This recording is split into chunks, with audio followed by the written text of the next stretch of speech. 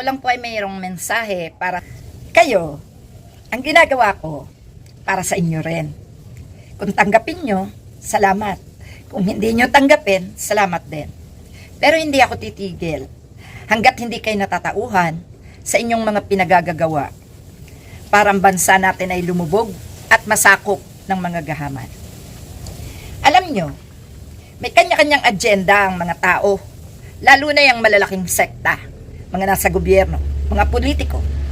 Hindi nyo ba naisip na isa kayo sa nagagamit? Hindi nyo ba naisip na dahil maliit lang ang Pilipinas, gusto nila itong masakop? Kanya-kanyang pag-iinteres ang kanilang ginagawa. Sabihin ko sa inyo kung bakit. Ipinagmamalaki ng INC na sila na ang pinakamalaking sekta ng reliyon dito sa Pilipinas at maging sa ibang bansa ng mga branches nila. Pero ito ang sasabihin ko sa inyo. Ang mga umuupo sa gobyerno may sarili ding agenda. Ano ang nangyayari? Patakbuhin nyo, paganahin nyo ang utak nyo. Kayo na mga nagbabash kay Aling Marie. Huwag nyo ko takutin. Mamaya ako sasabihin sa inyo kung bakit hindi ako natatakot. No? Unang-una, ang ating bansa ay napapaligiran na ng mga sindikato. Maging ang mga sekta ng reliyon ay may mga sindikato rin. Hindi kayo dapat makiisa sa mga sindikatong ito sapagkat kayo rin ang kaawa-awa sa bandang huli. Hindi nyo ba nakikita ng mga sarili ninyo? Sige, maghakot ka ng saging, ng nyog, maghukay ka ng kamote.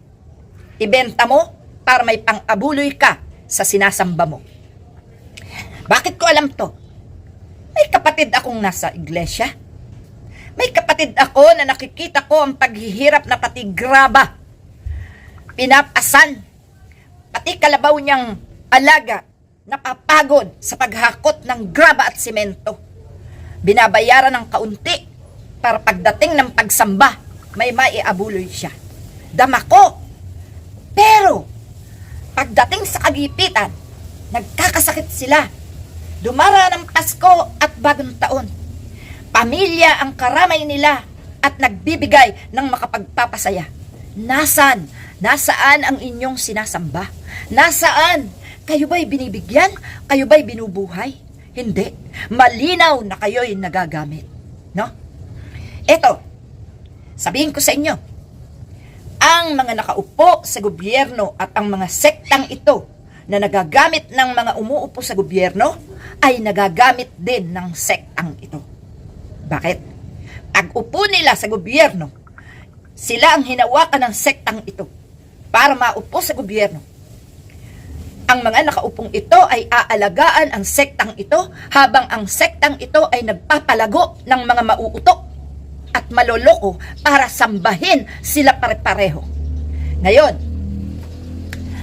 ang huling baraha na hawak ni Duterte ay ang INC. Dahil ang sabi nga, milyon ang tao ng INC nito.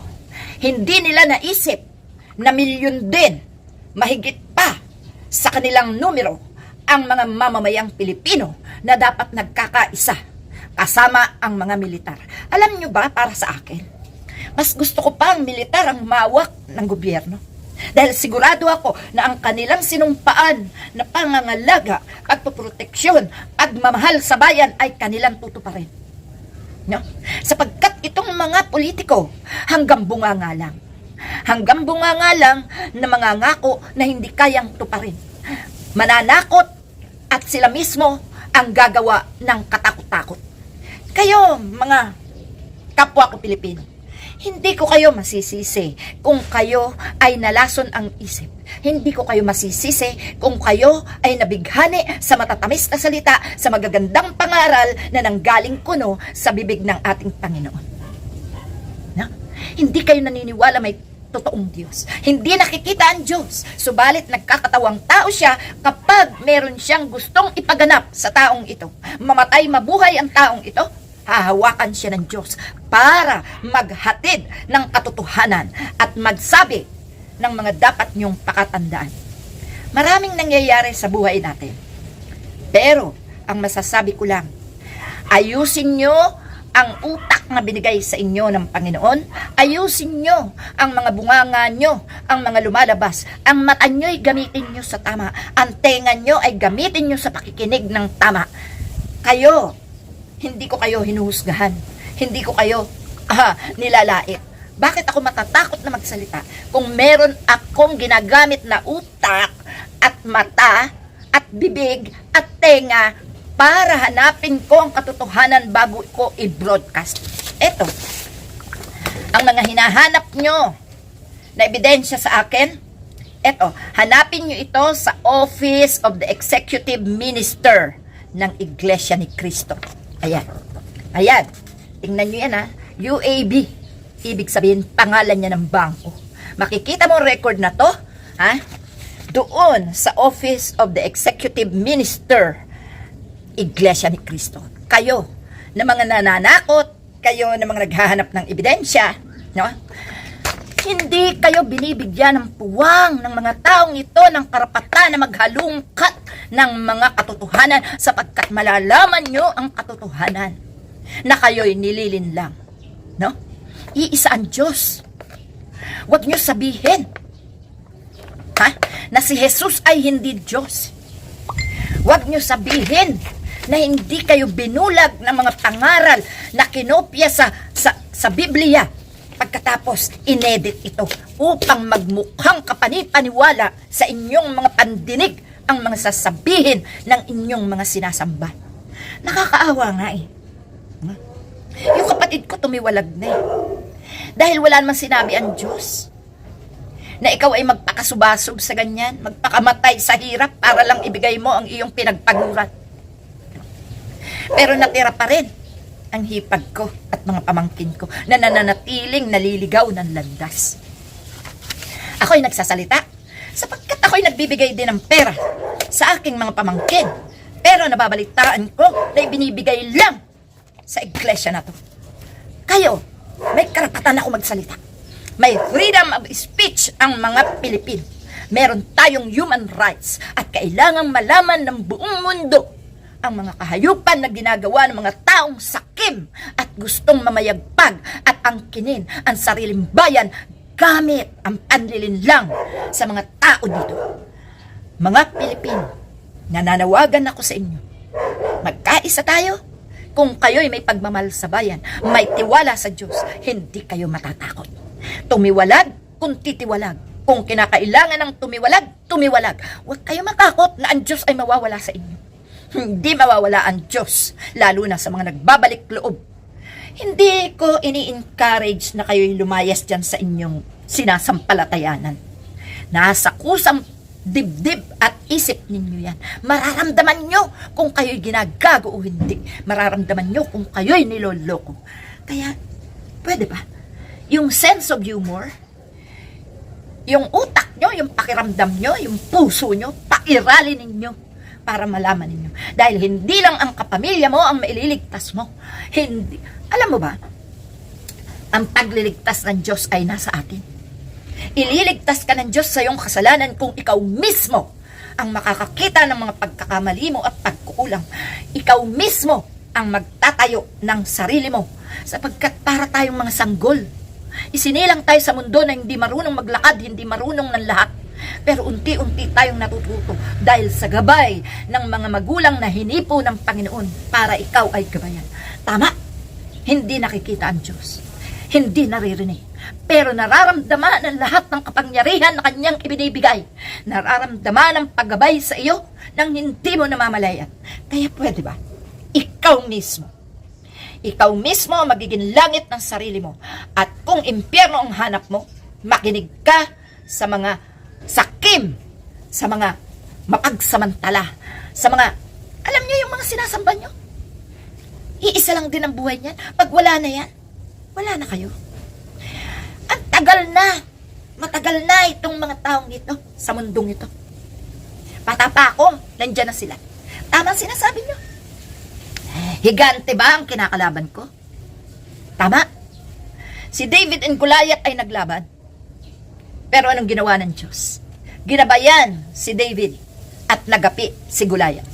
Kaya Kaya wag kayong mag ano sa akin. Dahil ako, hindi ako nagpakampi sa kahit kaninong politiko. Hindi ako nagpapabayad sa kahit kanino. Hindi rin ako basta nakukuha ng kahit sino. Sapagkat ang karapatan kong magsalita, ang ginagamit ko. Human rights, naiintindihan nyo? Meron akong karapatang magsiwalat ng aking mga nalalaman. At may utak ako para alamin ito. Kaya ito, ang dami, ayan, no? Sinabi ko na kung saan nyo ito makikita. Ayan, AUB. Nakabaliktad lang, no? Ito. Basahin ninyo, ha? Babaliktarin ko yung camera ko sandali. Ayan. Ayan, Office of the Executive Minister, Iglesia ni Cristo. Ayan. Ayan, ha? Ito. AUB. Ito pa. Ito, acknowledgement. Ayan. Kung kayo marunong umintindi, ayan, acknowledgement ito. Ayan. Ha? Ayan. Yan ang mga na-withdraw sa bangkong ito. Malabo po at napakaliliit. Kaya nung i-print ko, malabo. Kokonti lang po. Ayan, milyones ang mga nakalagay dyan. Nandyan din ang petsa, lahat, no? At eto pa, ha? Ayan. Secretary Certificate. Ayan. Secretary Certificate. Ayan. May Secretary Certificate. Ito pa. For value receiver. Ayan. Promissory note. Ayan. Promissory note. For value receiver. Ayan. At ito pa. No? Disclosure statement on loan. Yan. Ito. Disclosure statement on loan. Credit transaction. Ayan. No? Ayan. Ito pa. Okay. Ito na po. Yan po. Yan po yung masasabi ko, mga kapatid. At ito naman po yung kay Bongo. Ayan. Inuna ni Bongo ang mga reforma sa kalusugan, pagbibigay kapangyarihan sa kabataan, pagpapaunlad ng palakasan at lokal na infrastruktura sa 2025. Ito pong ginagawa ni Bongo, yan ang pinakapuhunan niya para makuha niya ang simpatya ng kabataan dahil alam niya na ang kabataan ang may pinakamalakas na bilang at pag-asa ng bayan na isinisigaw ng mamamayang nakakaunawa ng mga panlilinlang ng mga taong ito. Ginagamit ni Bongo ang mga kabataan, ang mga ospital, ang sakit ng mamamayan, kunwari siya ay may malasakit, pero ang katotohanan, siya ay itinanim na senador sa Senado para makapagpatuloy ang mga sindikato sa panlilinlang sa ating gobyerno at masakop nila ang bansang Pilipinas. Gamitan ang mga hudas na ito. Ginagamit ng mga politiko ang iglesia, ginagamit din sila ng iglesia para makapagpalago at magkaroon ng karapatan na kumilos sa buong bansang ito. Sila ay magkakasabwat at higit sa lahat, hindi nagbabayad, tax-free, hindi nagbabayad ang iglesia na to. Kaya mga kapatid, sana maisip nyo na ikaw, ultimo, tuyo na bibilhin mo na ipauulam sa pamilya, malaki pa ang tax na iniaambag mo sa gobyernong ito na ibinabayad lang sa mga klaseng sekta na to. Naintindihan mo? Kaya kayo, huwag nyo akong takutin. Kung patayin ako, salamat! Kung hanapan ako ng ebidensya, eto! Matuto kayo mag-research. Kasi kayo, hindi ko nga alam kung marunong kayo magbasa o magsulat. Ako, hindi ako mataas ang pinag-aralan. No? Hindi mataas ang pinag-aralan ko. Ang ginagamit ko ito. Yung mata ko. No? Kahit bulag na ako, kahit bingi pa ako. Meron pa. Meron pa akong magagawa. Marami pa. No? Kaya wag nyo akong maliitin. Wag nyo akong takutin. No? Dahil ako, lalaban ako. Sabi nga nung tagakawal ng demokrasya, Aling Marie, ikaw na lang sister ang hindi nababayaran ng taga-gobyerno. Salamat sa'yo. Ipagpatuloy mo ang pagsisiwalat ng mga nalalaman mo. Sa paunti-unti kong nalalaman, pati ako, nagigising. Sa unti-unti kong naibubulgar at nakikita ko na maraming nag-a-agree at nagpapatunay na totoo yan. Hindi lang ako nakakaalam. Kung nalaman ko yan, mas may nakakaalam yan.